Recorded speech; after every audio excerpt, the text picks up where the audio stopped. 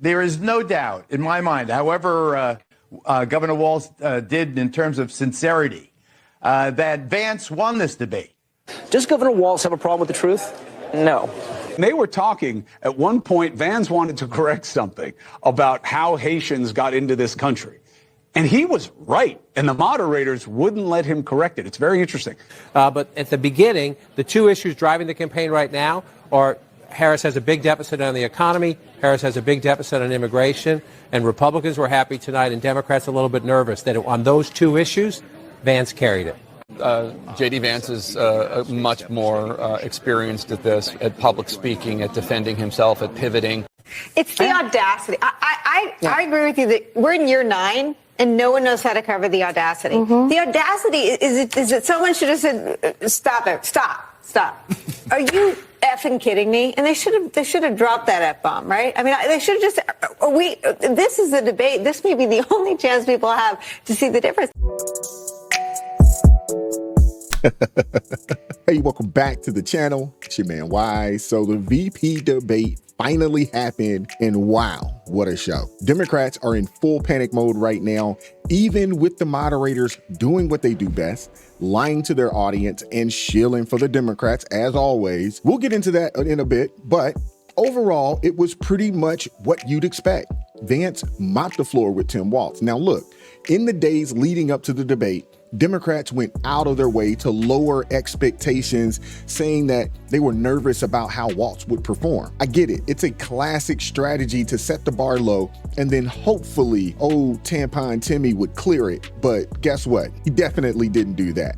His answers were all over the place, rambling and filled with strange statements that left most of us scratching our heads. Like when he started talking about how he was friends with school pew-pews, y'all know what I'm saying, or when he called himself a knucklehead.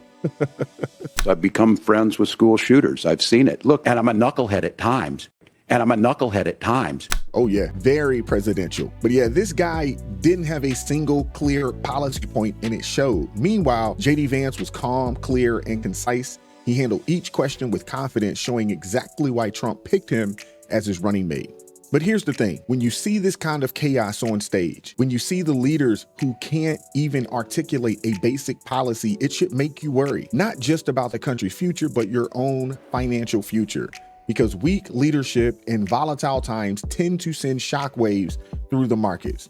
And let's be honest, protecting your wealth in this kind of climate should be a priority. That's why I want to take a quick moment to talk about safeguarding your savings.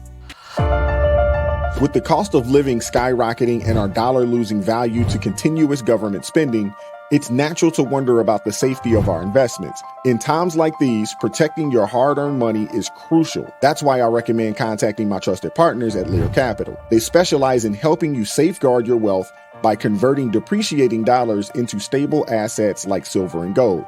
Discover how easy it is. Call Lear today at 800-489-6450 or visit learrp.com to receive your free gold and silver investor kit. With over 27 years of experience and $3 billion in trusted transactions, they offer 24-hour risk-free guarantee, a testament to their commitment to customer satisfaction. Call 800-489-6450 or go to learrp.com right now. Take control of your financial security today with Lear Capital.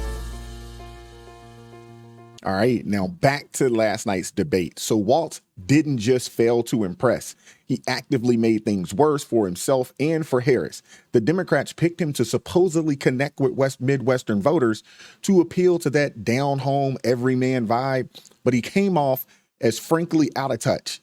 Meanwhile, Vance was hitting the points that mattered. He addressed the economic struggles, border crisis, and this administration's policies have put America last.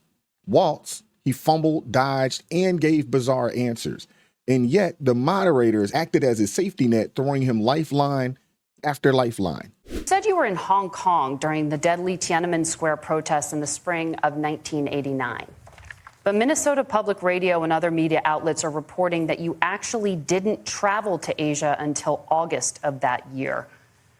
Can you explain that discrepancy? Yeah, well, and to the folks out there who didn't get at the top of this, look, I grew up in small rural Nebraska, town of 400, town that you rode your bike with your buddies till the streetlights come on, and I'm proud of that service. I joined the National Guard at 17, worked on family farms, and then I used the GI Bill to become a teacher, passionate about it, a young teacher. My first year out, I got the opportunity in the summer of '89 to travel to China. 35 years ago, be able to do that. I came back home and then started a program to take young people there. We would take basketball teams, we would take baseball teams, we would take dancers, and we would go back and forth to China. The issue for that was to try and learn. Now, look, my community knows who I am. They saw where I was at. Look, I will be the first to tell you, I have poured my heart into my community. I've tried to do the best I can, but I've not been perfect. And I'm a knucklehead at times, but it's always been about that. Those same people elected me to Congress for 12 years. And in Congress, I was one of the most bipartisan people, working on things like farm bills that we got done, working on veterans benefits. And then the people of Minnesota were able to elect me to governor twice. So look, my commitment has been from the beginning to make sure that I'm there for the people, to make sure that I get this right. I will say more than anything, many times I will talk a lot. I will get caught up in the rhetoric. But being there, the impact it made, the difference it made in my life, I learned a lot about China. I hear the critiques of this. I would make the case that Donald Trump should have come on one of those trips with us. I guarantee you he wouldn't be praising Xi Jinping about COVID. And I guarantee you he wouldn't start a trade war that he ends up losing. So this is about trying to understand the world. It's about trying to do the best you can for your community. And then it's putting yourself out there and letting your folks understand what it is. My commitment, whether it be through teaching, which I was good at, or whether it was being a good soldier or was being a good member of Congress, those are the things that I think are the values that people care about. Governor, just to follow up on that, the question was, can you explain the discrepancy? All I said on this is I got there that summer and misspoke on this. So I will just, that's what I've said.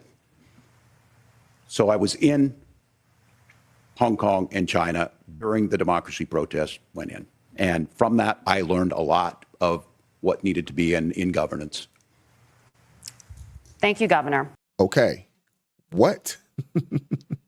Perfect example of a politician caught in lies. And honestly, him saying that he's a knucklehead is probably one of the most honest answers a Democrat has given in a debate in years. But it was astonishing how he got trapped in his own web of lies, but it was well-deserved. He did receive a lot of pushback from the moderators, though. I mean, sure, they asked him to finally, answer and clarify the question, but we still got absolutely nothing. But it's okay.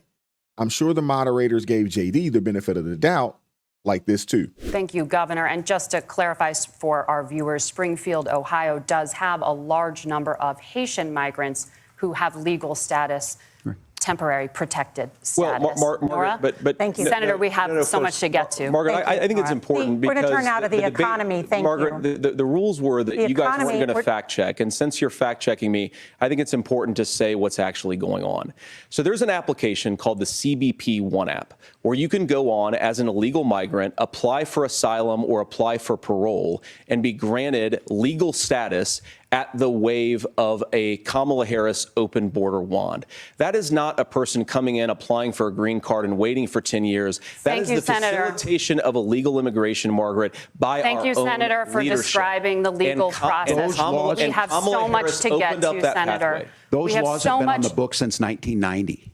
Thank you, gentlemen. The CBP One app has not been on the books since 1990. It's something that Kamala Harris created, Margaret. Gentlemen, the audience can't hear you. Goodness gracious. Even with a 3-on-1, again, JD obliterated these folks. Outstanding job, JD, for not letting them push you around. It's obvious that the moderators didn't want the world to hear that fact check. But guess what? Vance just opened that door, and because they cut his mic off, I think that amplified the message even more. Well done, sir. But let's go back to Tim Walz and see how the moderators handled his answers. Now to the issue of reproductive rights. Governor Walz, after Roe versus Wade was overturned, you signed a bill into law that made Minnesota one of the least restrictive states in the nation when it comes to abortion. Former President Trump said in the last debate that you believe abortion, quote, in the 9th month is absolutely fine. Yes or no? Is that what you support? I'll give you 2 minutes. That's not what the bill says, but look, this issue is what's on everyone's mind. Donald Trump put this all into motion. He brags about how great it was that he put the judges in and overturned Roe versus Wade, 52 years of personal autonomy. And then he tells us, oh, we send it to the states. It's a beautiful thing. All right, we can stop it right here real fast because we already know the moderators wouldn't push back on that, oh, that's not what the bill says. They didn't want to do that. So basically, when J.D. Vance was fact-checked by the so-called fact-checkers, they muted his mic.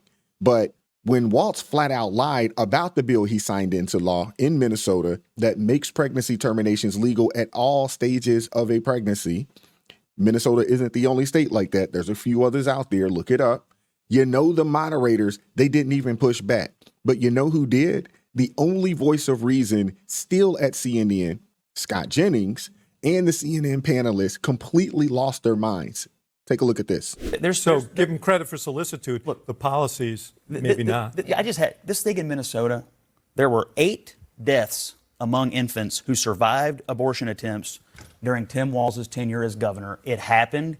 They don't want to talk about the fact that it happened, but there were children. What's the source? First of all, let me ask you a question. Since you've deeply researched this, what were the condition of these? Of these babies when they were born? What was the participation of the family? They tried to abort the babies, and they survived the abortion, and then they died. And you think that families casually tossed them aside? No, I think. Tell me what their condition was, Scott. Could they have survived? And was it a case of families not wanting children to suffer when they were told that they are doomed? Yes. Yeah. That is the reality of the case. That seems important to me. Here's what I will say. Keep talking about that, because when you all talk about abortion like this, it is when women and that gender gap continues to divide, not in your favor. Because women, it is disrespectful to pretend like women are making choices about abortion. That is the intent to just let a baby die at 9 months. Let me finish it here.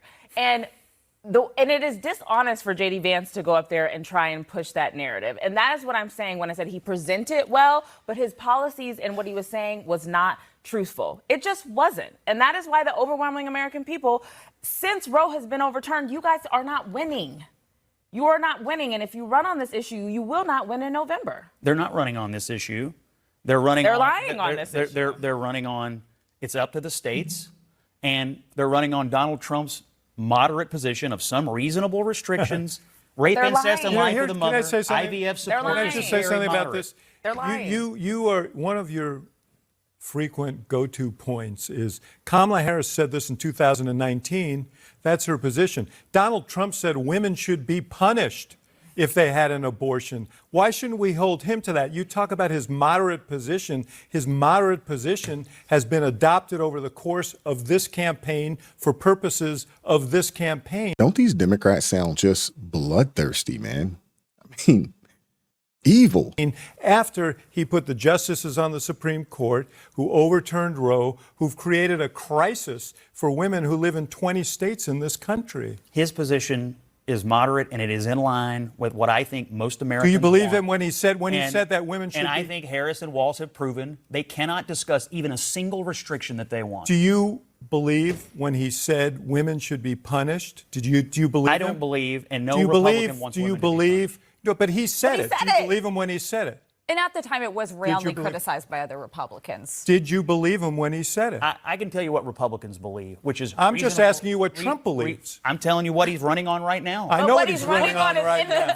Because he's running on it to win. He's not running on it because it's what he actually believes. If I couldn't articulate a single restriction, I would attack Trump. This is what Kamala Harris and Tim Walz believes, is that it's none of your business what women do with their body. And so stay out of our doctor's offices and stay out of our bedrooms. Well, I guess I have to speak up for the babies. They're not here to speak for themselves.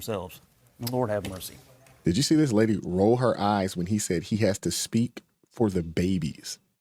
And this lady rolled her eyes. Let me back that up for y'all. Doctor's offices and stay out of our bedrooms. Well, I guess I have to speak up for the babies. They're not here to speak for themselves. Lord. These people are despicable. This is an evil individual here. Let's check back in with Jake in D.C. Holy smokes, man. I mean, the attempts to justify to justify a pregnancy termination at any point is flat out evil. I don't know how Scott Jennings does it, man. I really don't. I don't understand how can you sit there and deal with these people and then they wonder why they lose all credibility when their bias is clear.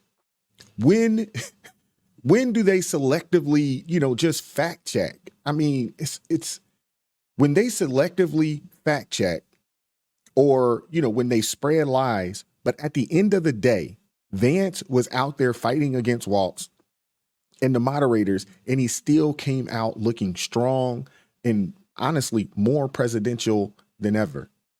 This is the difference between someone who's ready to lead and someone who's just there for the ride. Walz checks a box, no different than Kamala Harris checks a box for the woke ideology of the left. Walz, he might have thought he would skate by this by playing the good old Midwestern boy, but voters aren't that naive. And this is what got the Democrats in a panic. Their VP candidate just got wrecked by a much stronger opponent, and that's going to have major implications moving forward. This debate was supposed to be Walz's moment to shine, to reassure voters that Harris made a good pick, but all it did was highlight just how weak their ticket actually is. Even the moderators couldn't spin that one away. And Vance did an outstanding job staying respectful, but doing what the media should be doing, which is to point out their lies, their attempts to gaslight the American people. Tim, I think you got a tough job here because you've got to play whack-a-mole. You've got to pretend that Donald Trump didn't deliver rising take-home pay, which of course he did. You've got to pretend that Donald Trump didn't deliver lower inflation, which of course he did. And then you simultaneously got to defend Kamala Harris's atrocious economic record, which has made gas, groceries, and housing unaffordable for American citizens. I was raised by a woman who would sometimes go into medical debt so that she could put food on the table in our household. I know what it's like to not be able to afford the things that you need to afford. We can do so much better. To all of you watching, we can get back to an America that's affordable again. We just got to get back to common sense economic principles. The more I see J.D. Vance, the more I see him speak, the more I really, really appreciate that guy, man. Composed, he's articulate. He's definitely showed that he was in a league of his own last night.